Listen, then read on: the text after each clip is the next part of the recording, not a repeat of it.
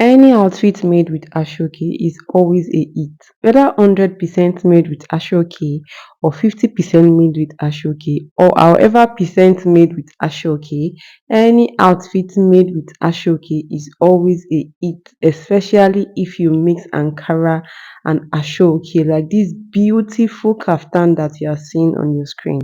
In this tutorial, I'll be teaching you how to cut and how to sew to an extent this beautiful Ankara and Ashoke combination that you are seeing on your screen. A dress like this, believe me when I tell you that can never go out of fashion. It's so beautiful, elegant, it can elevate your look from 10 to 110. Firstly, let's start by analyzing this dress. This dress has a joining on the shoulder. It is obviously made with Ankara and Ashoke. To sew this dress, you'll be needing at least 4 yards of Ankara if you don't want a tie. You'll be needing 4 yards of Ankara, and for this Ashoke, you'll be needing more than half pack of the bundle.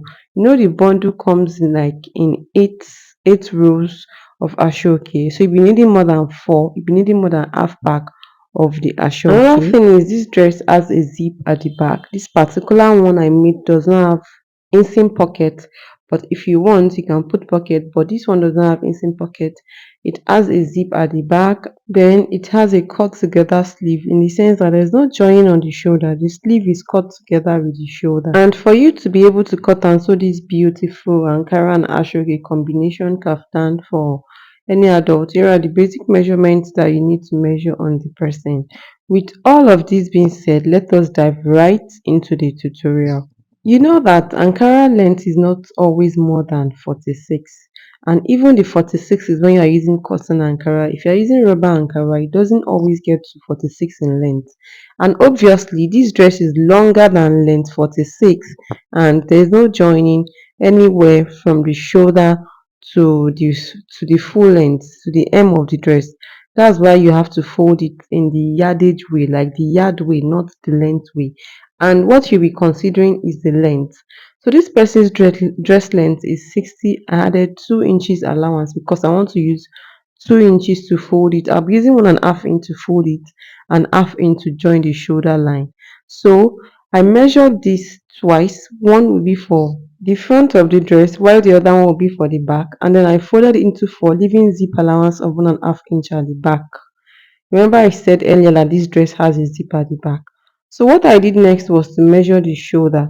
The shoulder, when I wanted to measure it on the person, I started from center of back neckline to the sleeve length. So center of back neckline to the sleeve length, and when I measured this is not as long as the person's shoulder, so I'll be joining to that part. You understand what I mean when we get there. The next I did was to mark out the neckline. I used neck width of 8 on fold of 2 I measured 4, and then neck depth of 9 in total. And this is the front neckline. The front neckline is a sweetheart neckline, and I used 9 in total. I used 7 for the round part and 2 for the sweetheart part.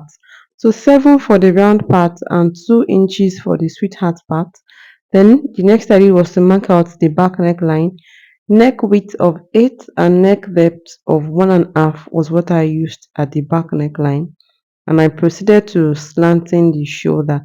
So I slanted the shoulder with 1.5 inch. I used 1.5 inch to slant the shoulder. You can also use 1 inch to slant the shoulder. If at this point you are with me and you've not subscribed, please consider subscribing and turn on the notification bell. The next thing I did was to figure out the waistline. So from the shoulder, the waistline was the half length, which was 16. I marked that. And from that 16, I figured out the hip line. The hip line from that 16 was 9. I used 9 from the waistline to the hip line. Then the next thing I did was to divide the hip by 4, and then I added 4 inches allowance because this dress is not supposed to be tight in any way on whoever is wearing it. So I added 4 inches allowance. Now this dress also has a slit at the back. I didn't mention that earlier. It has a slit at the back. Apart from the zip, it also has a slit at the back. For the lower part of this dress, I made it a bit slimmer than the hip. So what I did was to divide the hip by 4, and I didn't add any allowance at all. Or you can deduct 2 inches from the hip before dividing by 4, and then you'll be adding 1 inch sewing allowance. So I proceeded to connecting all these points. I put a cuff on that part so that it will not just be, that part is supposed to be cuffed. This part that I just cuffed now is not supposed to be sharp and pointy like that. It's supposed to be a bit curved. So I proceeded to cutting it out. And what I cut out was what I joined to the round sleeve. This side is like serving as the round sleeve now. It has a very wide round sleeve. So what I cut out was what I joined to extend the length of the sleeve. So I'll be joining for the two sides for the front, and also I'll be joining to the two sides at the back.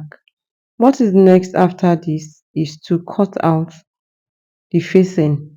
To cut out facing, I placed the neckline for the front on a fabric that is on fold of two. The facing will be stopping on the person's exact shoulder. This person's shoulder is actually 16, so the facing will be stopping on, while on fold like this, on 8. And for the length, I made it definitely longer than the neck depth. Then I cut facing for front and I also cut facing for back. It's now time to start joining the sleeve extension. So if you watch the video that played at the initial stage of this tutorial, you will see that Ashoke is stitched on that round sleeve side, on the right side and also on the wrong side.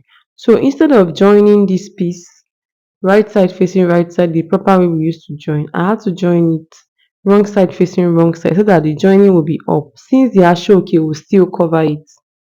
So I joined it wrong side facing wrong side. The joining was now on the right side, and I did this because the Ashoke covered the joining eventually. So I proceeded to pinning all the pieces to the round sleeve so that when I get to my sewing machine, it's easy for me to just start joining. If at this point you are still with me and you've not subscribed, don't forget to subscribe and turn on the notification bell so that YouTube will notify you when next I upload a new tutorial on this channel. Because trust me when I tell you that on this channel I upload sewing tutorials on daily basis. The next is to start sewing. To start sewing, I started by joining this extension to the sleeve first. So I've joined it now. The next is to turn the neckline. So to turn the back neckline, the first thing I did was to fix my zip, because I wanted to turn the edge of the zip together with the neckline so that you won't be seeing that edge of the zip. It will be so neat, like the invisible way of kind of fixing zip. So I fixed my zip first, and after fixing my zip, I proceeded to turning the neckline for the back. What I did was to bring my zip and then I placed it on the back where the zip is supposed to be, and I figured out the length. After marking out the length, I stitched from where the zip length stops to where the slit starts. So for the slit, I used 15 inches from the whole length of the dress. From the down, I measured 15 inches upward, and I stitched from that part to where the zip will stop.